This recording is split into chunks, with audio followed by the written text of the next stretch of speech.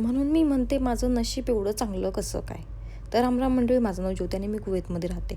ही टंब फुगलेली भाकरी दाखवण्याच्या नादात माझा फोन पडता वाजला. तर काय करणार असो. आज होतं बेत तांदळाची भाकरी आणि माठाची भाजी. त्याच्यामुळे पहिलं थोडंसं पाणी गरम करून तांदळाचं पीठ त्यामध्ये भिजत ठेवलं.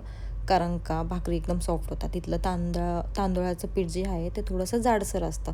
त्यामुळे थोडं पीठ भिजवलं का कशा भाकरी एकदम सॉफ्ट होतात. तशा तर मला कडकच आवडतात भाकरी. पण ठीक आहे, कधी-कधी सॉफ्ट पण चालतात. कडक नेक्स्ट डेला होऊन जातं, त्याच्यामुळे काही टेन्शन नाही. म्हणून मी 2 भाकरी एक्स्ट्राच करते नेहमी. एका साईडला मस्त मटाची भाजी बनवायला ठेवली आणि नंतर इथं पीठ चांगलं मळून घ्यायला लागले. कारण का मी थोडंसंच पाणी गरम टाकते, जास्त पण नाही. त्याच्यामुळे नंतर परत एकदम छान एक मिक्स करून आपल्याला मळून घ्यावं लागतं. तुम्हाला हे जरा नवीन नाही वाटत आहे का? म्हणजे मी किचन माझं जरा वेगळं नाही वाटत आहे का? खरं तर हे मला किचन ह्यासाठी आवडतं. बघा, एका साईडला मी भाकरी बनवते आणि त्या साईडलाच लगेच गॅस आहे.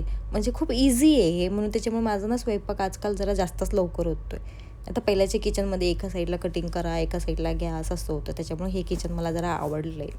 आणि तर मेसी आहे, कारण का इथे खूप जणं राहतात. खूप जणं म्हणजे एवढे पण नाही. पण कसं असं बारी असते सगळ्यांची. म्हणजे आता मी बनवते तर कोण नेक्स्ट टाईम दुसरं बनवा, म्हणजे थोड्या वेळानंतर दुसरं कोणतरी बनवायला येईल. त्यामुळे थोडा नंबर लागलेला असतो. तर अशा प्रकारे आजचा व्लॉग इथे संपला. Thank you for watching.